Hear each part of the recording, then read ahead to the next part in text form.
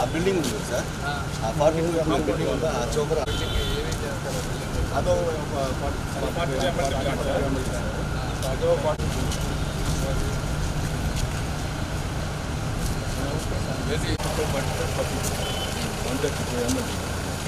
ఈ 132 ఎంఎల్గా ఒక 25 ఎంఎల్ మన సంఘం కావాలి.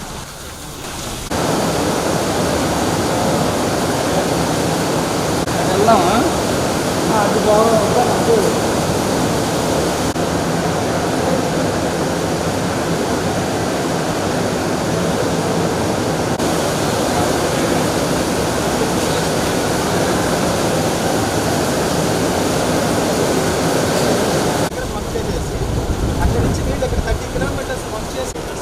అదొక 45 ఎంఎల్, అదొక 42 ఎంఎల్ సార్.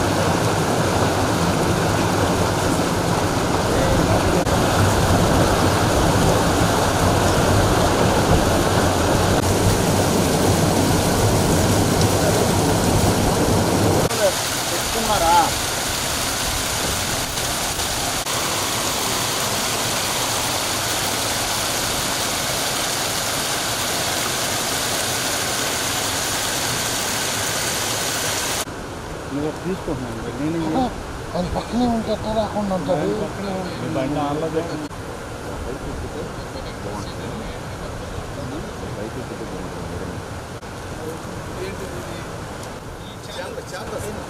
కింద నుంచి పార్షియల్లీ ట్రీటెడ్ వాటర్ ఆ ఫిల్టర్ బెడ్స్లోకి వెళ్తుంది.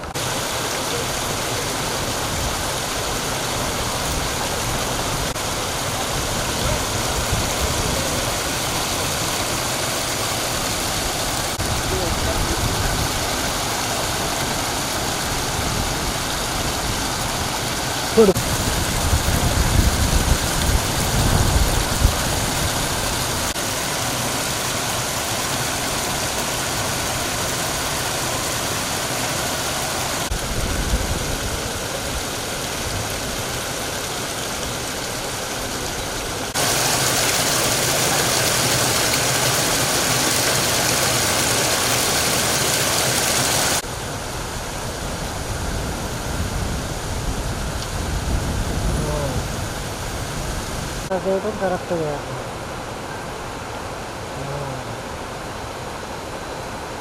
ఏదైనా ఇబ్బంది పడుతున్నా నేను కూడా చెట్టు కూడా బాగుండ పైకి వేయండి.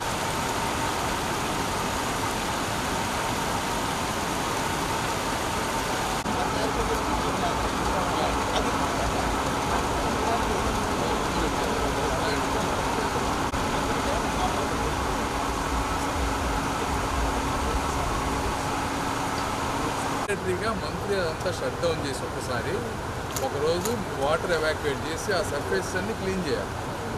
క్లీన్ చేసుకుని మళ్ళీ ఆపరేట్ చేసుకుంటే ఈ ప్రాబ్లం ఉంటుంది. సో ఆ మ్యాండేటరీ ప్రొసీజర్స్ లేవు, సీరియస్గా లేదు.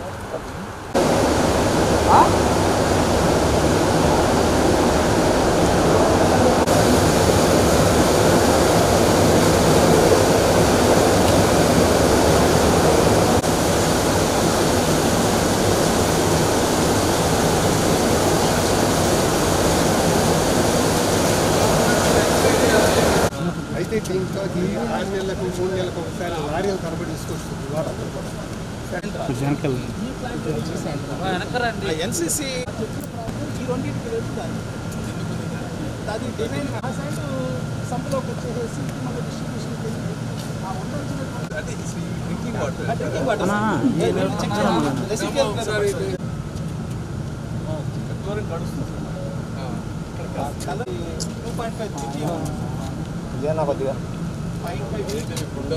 ఎక్కడ హోల్ ఉంటుంది సార్, ఎందుకంటే మిగిలిన 90 బెంచ్ ఉంటాయి. ఇలాంటి తింటారంటే ఇదేనది యాక్చువల్గా కానీ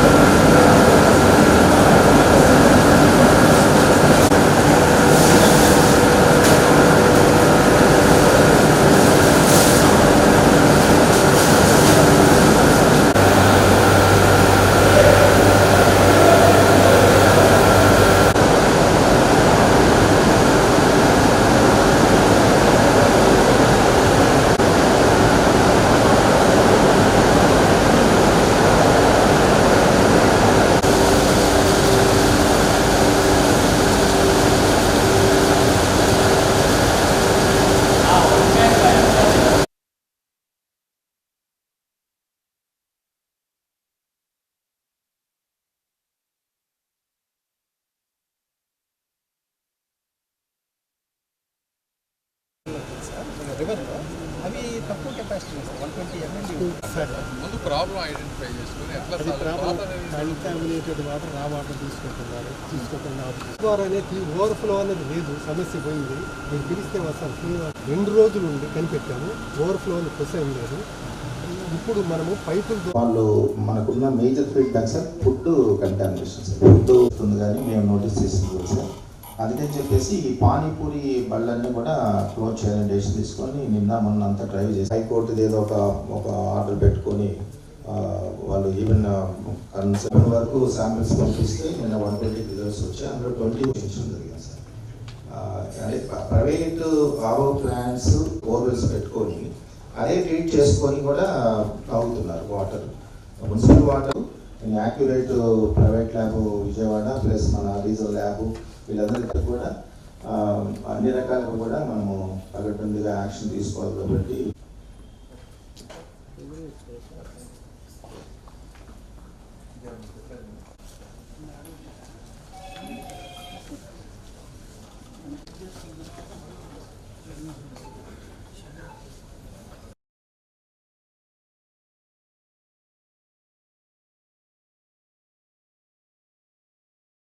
వాటర్ అనేది ఒక బేసిక్ నెసెసిటీ సిటిజన్స్కి. గుంటూరు చుట్టుపక్కల ప్రాంతంలో తీసుకుంటే దాదాపు 10 నుంచి 11 లక్షల జనాభా ఉన్నారు. వీరికి అందించేటువంటి వాటర్ క్లీన్ వాటర్ అయి ఉండాలి. ఆ వాటరు తాగేవాళ్ళు కూడా ఒక నమ్మకంతో తీసుకునే విధంగా ఉండాలి. అయితే ఇప్పుడు ఈరోజు ఈ వర్షాలు పడటం వల్ల కొన్ని డయేరియా కేసెస్ వచ్చినాయి.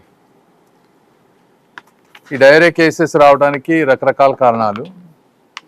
వాటర్ వచ్చేటప్పటికి కృష్ణానది నుంచి మనకి 2 సోర్సెస్తో తక్కెళ్ళపాడు రిజర్వాయర్కి వాటర్ వస్తుంది. మెజారిటీ వాటర్ పైప్ లైన్ ద్వారా వస్తుంది, కొంత గుంటూరు ఛానల్ ద్వారా తీసుకుంటున్నారు. అక్కడికి వచ్చిన తర్వాత తక్కెళ్ళపాడు రిజర్వాయర్లో దాన్ని కంప్లీట్గా శుద్ధి చేసి లోకల్ రిజర్వాయర్స్లోకి వాటర్ తీసుకువెళ్తున్నారు. సో ఎక్కడైనా ప్రాబ్లం ఉంటే అక్కడ ఒక సెకండ్ పాయింట్ ప్రాబ్లం రావడానికి. థర్డ్, ఆ రిజర్వాయర్ నుంచి ఇంటింటికి వెళ్ళేటువంటి పైప్ లైన్స్.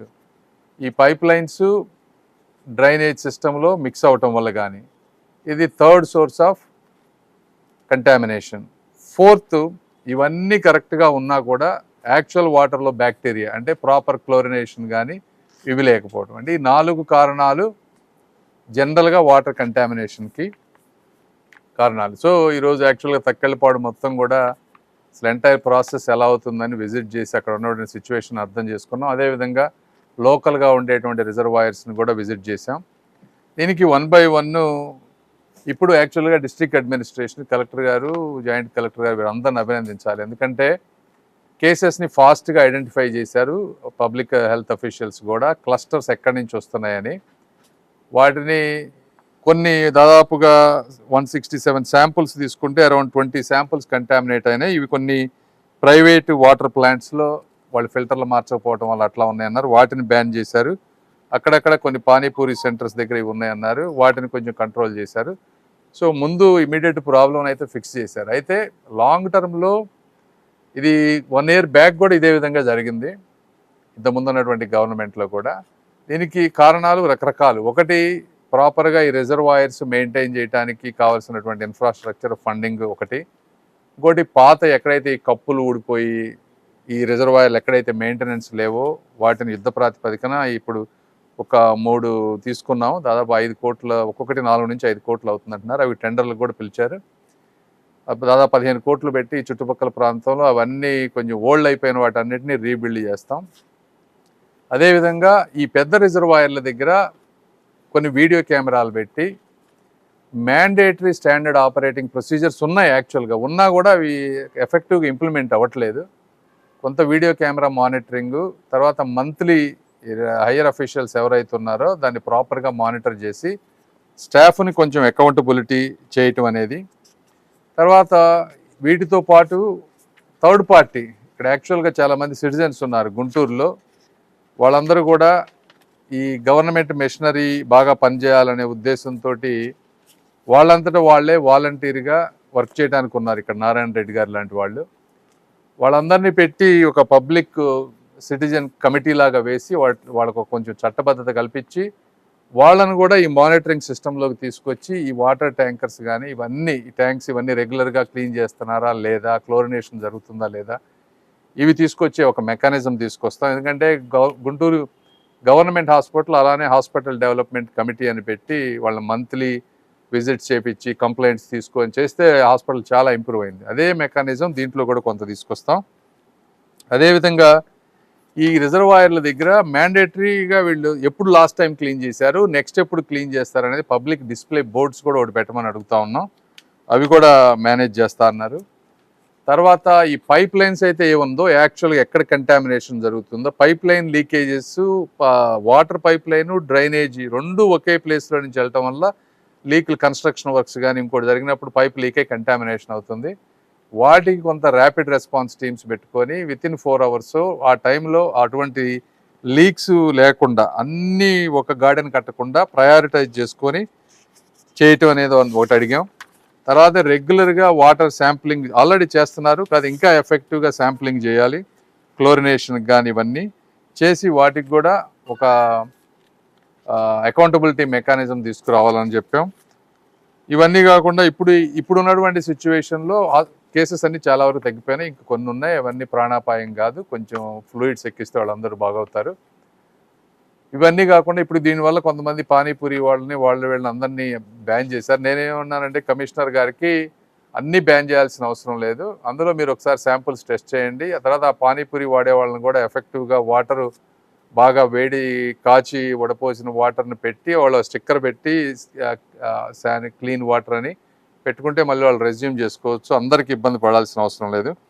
ఈ విధంగా ఒక రకమైనటువంటి ప్రివెంటివ్ అంటే రియాక్టివ్గా కాకుండా ఫ్యూచర్గా ప్రివెంటివ్గా మెకానిజం తీసుకొని 1 by 1 సెగ్మెంటేషన్ చేసుకొని problem identification, standard operating procedure, accountability both government senior officials plus public ఇవన్నీ తీసుకొని సాధ్యమైనంత వరకు ఇలాంటి ఇష్యూస్ మళ్ళీ రాకుండా, ఎందుకంటే ఇవన్నీ డ్రైనేజ్ సిస్టమ్స్, పైపులు అన్నీ కొన్ని 50-100 ఏళ్ల క్రితం నుంచి వచ్చినటువంటి అయినా జరుగుతూ ఉంటాయి. బట్ సాధ్యమైనంత వరకు మ్యాక్సిమం మేము ఎంతవరకు ప్రివెంట్ చేయగలమో అంత ప్రివెంట్ చేసే విధంగా గవర్నమెంట్ తప్పనిసరిగా చర్యలు తీసుకుంటుంది.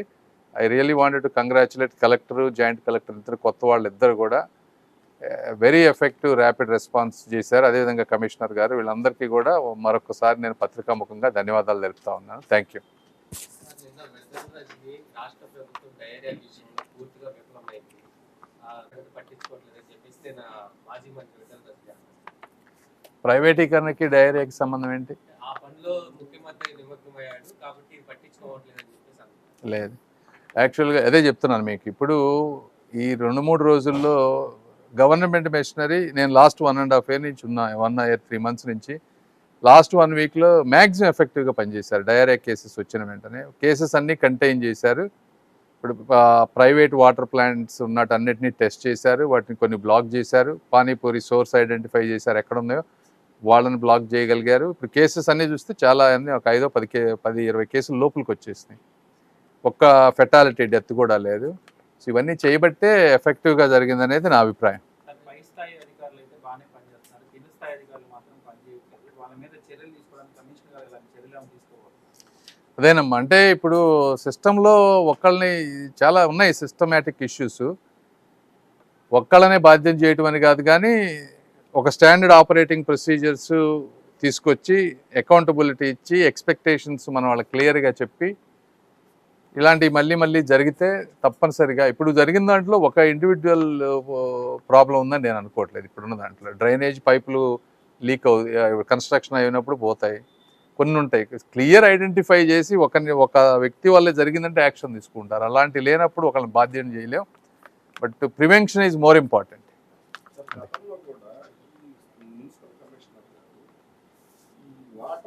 దాని మీద వాళ్ళు మున్సిపల్ సిబ్బంది కొంతమంది ధర్నా చేశారు. అంటే మేము పని చేయమని వాళ్ళు వ్యతిరేకించి ఆగిపోయారు పని చేయడం.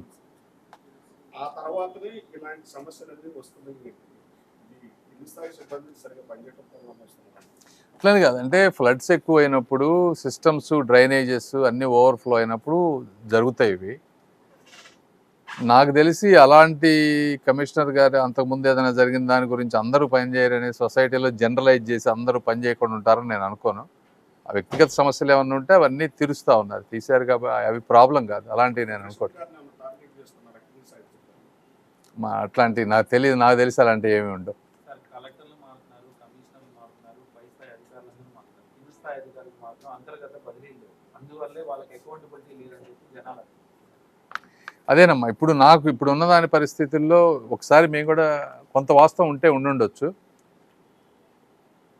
దానికే ఒక సిస్టమేటిక్ స్టాండర్డ్ ఆపరేటింగ్ ప్రొసీజర్స్ తీసుకొని నేను కూడా నెక్స్ట్ 3 to 6 months మానిటర్ చేస్తాం, చేసి అవసరమైన వరకు యాక్షన్ తీసుకుంటాం.